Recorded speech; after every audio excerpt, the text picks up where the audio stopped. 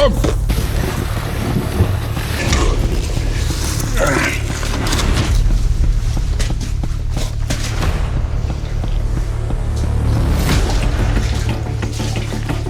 c'est de vous garder au chaud absolument, parce que sous terre, il fait froid, il fait humide, l'hypothermie va très vite arriver et vous allez crever.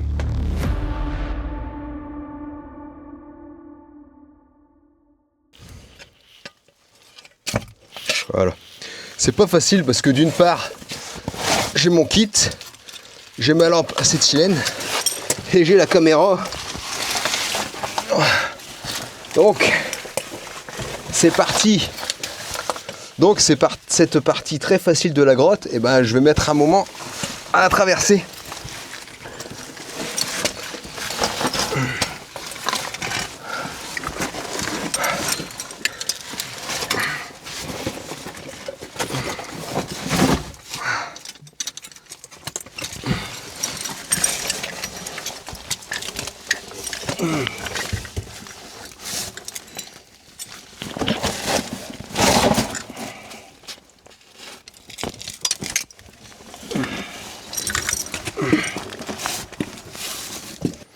Donc aujourd'hui c'est un peu la sortie test, voir ce que ça donne physiquement. Donc là la première étroiture ça va. Allez c'est parti.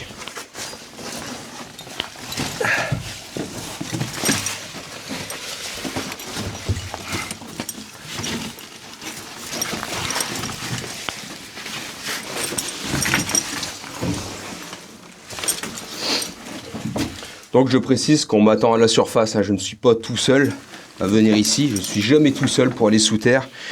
Donc voilà, j'aime beaucoup cette grotte parce que ça représente vraiment le côté spéléo en matière d'étroiture. Là c'est vraiment...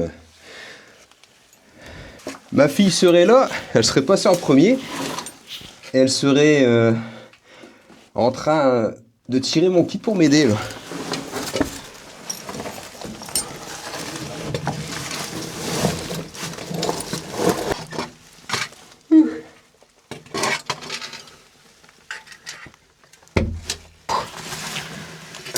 Hop, j'ai accroché ma lampe là, tac.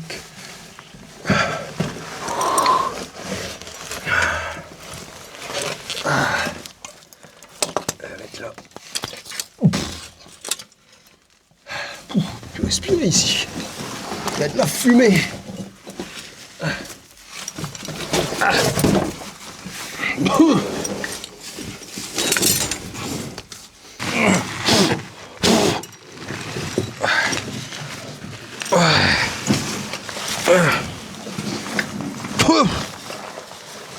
Vous voyez, alors petite avarie comme il peut arriver dans ce genre de sortie, là mon flexible s'est barré et il a cramé. Je crois que j'ai dû faire pas mal de chemin avec ça complètement cramé. C'est ça cette fumée. Je me disais bien, j'arrivais plus à respirer. Oui, ça avait bien cramé en fait. Ah ouais, ça arrive. Ça arrive. Donc vous avez vu en vidéo mon éclairage en train de flamber en fait. Je vais le remettre. Voilà, c'est bon. Et voilà. Maintenant on va aller se promener de ce côté. C'est parti.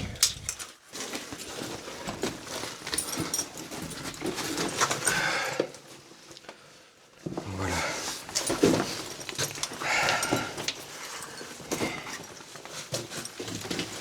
Donc voilà, maintenant je vais vous présenter le contenu de mon kit d'urgence que j'emmène toujours avec moi en spéléologie. Alors je vais un peu vous parler de la sécurité en spéléologie. Et déjà la règle numéro 1 en spéléologie, toujours un casque. En spéléologie, toujours un casque, c'est la base. Et oui, vous allez me dire, et vous aurez raison, une pierre qui tombe de 10-15 mètres, le casque va être éclaté. On est d'accord, selon la hauteur, le casque va se briser. Et au mieux, vous aurez les cervicales dans les godasses. Mais le casque sert avant tout à vous protéger des traumas crâniens. Une grotte, c'est bien le dernier endroit où il faut se cogner la tête et tomber inconscient. Bon, ce que je vous présente aujourd'hui, c'est de mon point de vue ce que tout groupe de spéléologues devrait emporter avec eux. Mais ça n'engage que moi. Je ne suis pas là pour faire la leçon ou quoi que ce soit, je vous parle juste de mon matériel, de ce qui m'accompagne à chaque sortie spéléo. Ce n'est pas non plus une vidéo leçon de morale, mais bon, on est de nombreux spéléologues à constater qu'il y a une vague de vidéos sur des personnes qui vont soit dans des mines, soit dans des grottes, et la plupart du temps sans EPI. Hein. La base, comme je disais avant, c'est le casque. Hein. Donc si vous voulez explorer des grottes ou des mines, sincèrement, rapprochez-vous des clubs de spéléo. Ils seront ravis de vous accueillir. Moi, je pars du principe, ça n'engage que moi, que quelqu'un qui s'aventure dans des grottes et des mines, je ne vais pas le blâmer, je préfère le conseiller et l'orienter vers un club de spéléologie. Ça fait du sang neuf et ça apporte quelqu'un de réellement intéressé dans des clubs qui sont parfois vieillissants, comme le mien. Tout le monde a droit de s'y intéresser, mais sous certaines règles de sécurité quand même. Est-ce que vous allez voir, je vais vous expliquer, un secours sous terre, c'est un véritable merdier. Donc je vais tout sortir et je vais vous présenter tout ça au fur et à mesure.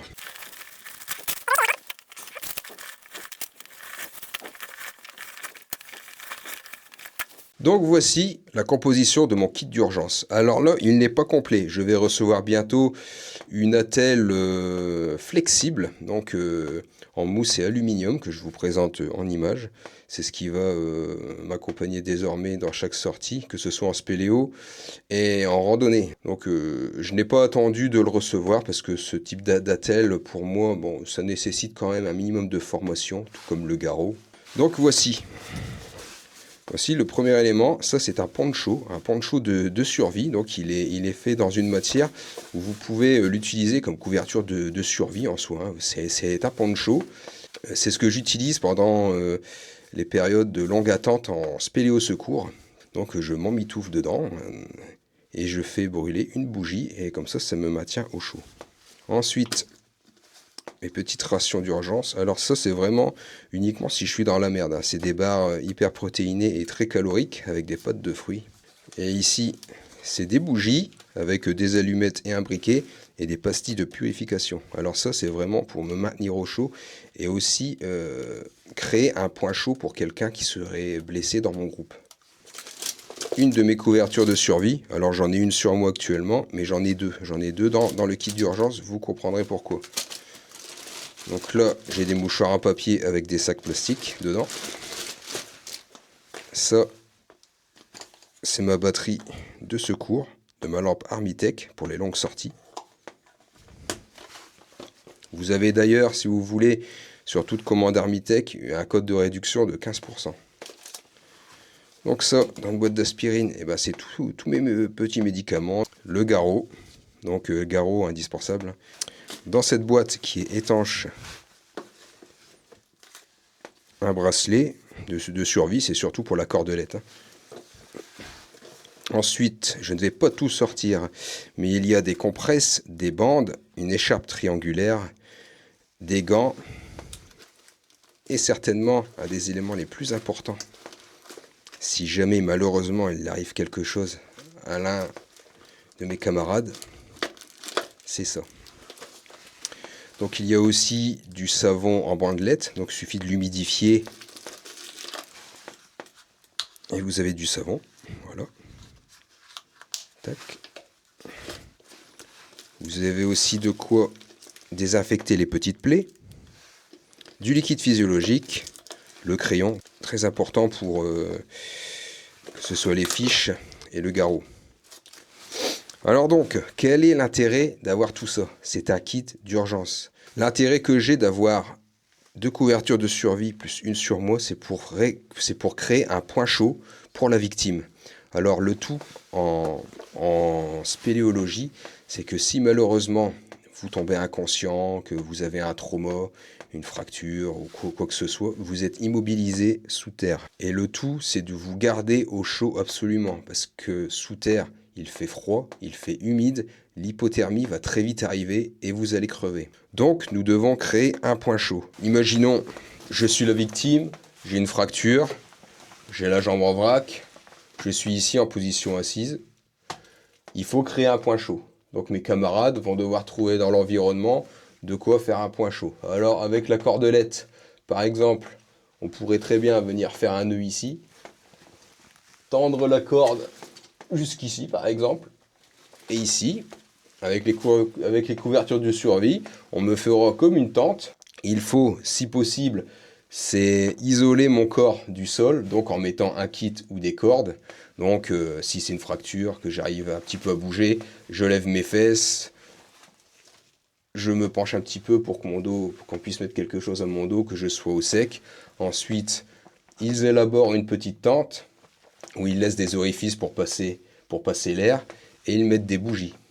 Voilà, là le point chaud est fait, je suis au chaud en attendant les secours. Et là vous allez comprendre aussi l'intérêt de toujours être en groupe en spéléologie. Alors quand vous avez une victime, admettons, nous sommes 3, je suis blessé, il en reste 2. Il y en a un qui sera désigné pour aller prévenir les secours. Et au mieux, le mieux, c'est de fournir ses fiches. Voilà. Donc je vais les vous présenter en photo. Donc ça ressemble un petit peu nos fiches bilan en tant que sapeur-pompier. C'est exactement le même principe. Alors on note la date, bien sûr, le nom du blessé, son âge, l'heure de l'accident. En fait, c'est une fiche détaillée de son état physique. S'il a des plaies, des hémorragies, si vous posez un garrot par exemple, vous notez l'heure sur la fiche en plus que sur le garrot. Ça fera gagner du temps, ça évitera que des membres des spéléo secours ou du grimpe viennent faire le premier bilan et remonter la surface, etc. Donc ils auront un premier état des lieux et ils sauront dans quoi ils foutent les pieds. Donc très intéressant. Ces fiches bilan, vous les avez sur le site officiel de la FFS, Fédération Française de Spéléologie. C'est officiel, hein. On devrait tous savoir ça. Donc c'est très simple à remplir. Il n'y a rien de compliqué. Donc voilà, une fois que la navette a été désignée, et bien là, vous pouvez rester à côté de votre victime, lui parler, la rassurer. Ce qu'il faut, c'est essayer de rester calme. Donc voilà, il faut aussi se rendre compte qu'un secours sous terre peut prendre plusieurs heures. Pour avoir fait des exercices spéléo secours, c'est extrêmement long et éprouvant, que ce soit pour la victime et pour les sauveteurs. Donc selon la cavité où vous êtes, oui, ça peut sacrément être le merdier. Donc voilà, soyez prudents, toujours très prudents.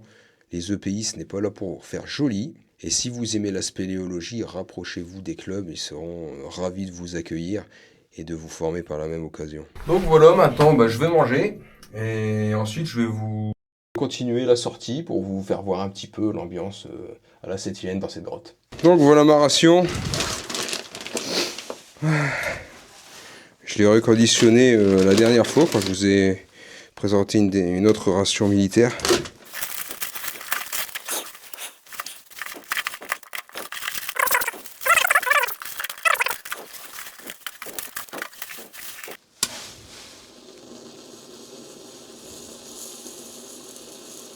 Donc je ne vais pas vous représenter l'intégralité de la ration, hein. Là je vais manger tranquillement.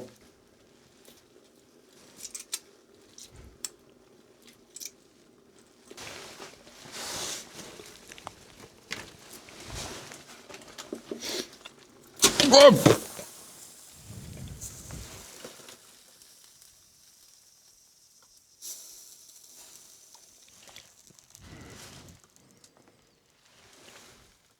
Bon, ça a explosé.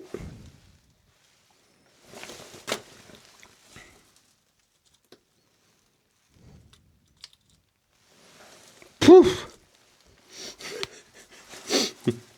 Avec les... Bon, je vais tout ramasser et poubelle. Je vais juste manger mes biscuits sucrés salés. Il n'y a plus rien, tout est éclaté.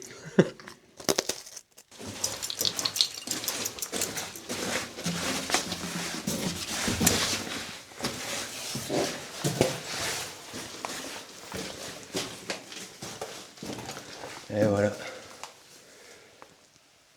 Il y a une chauve-souris là.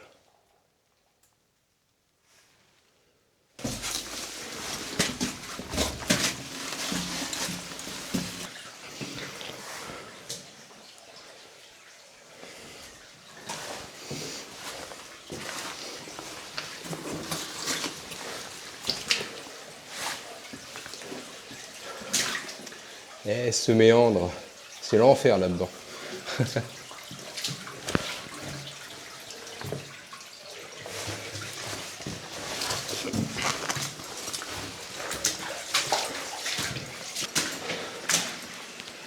Et voilà.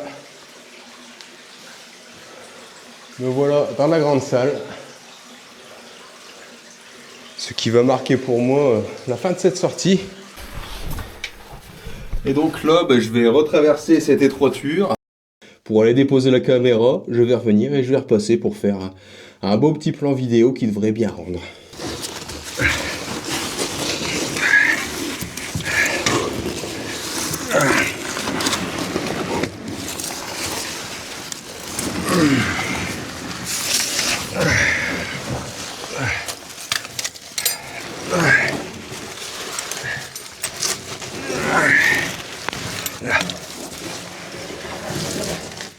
Bon voilà, physiquement, ça s'est bien passé, franchement.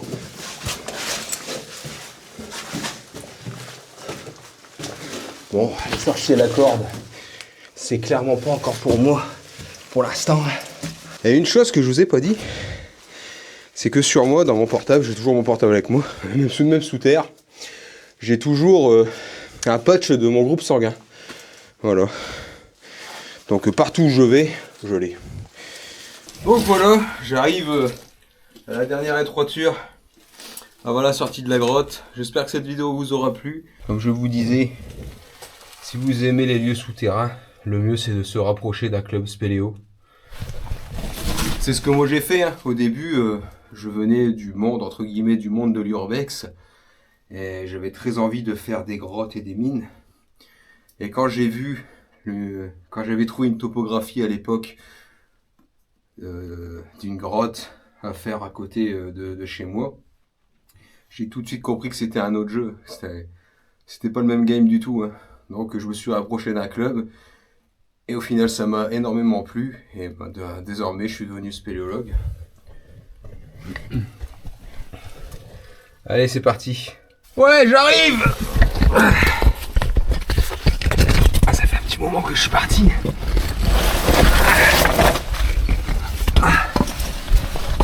Oh. Ça s'agrandit.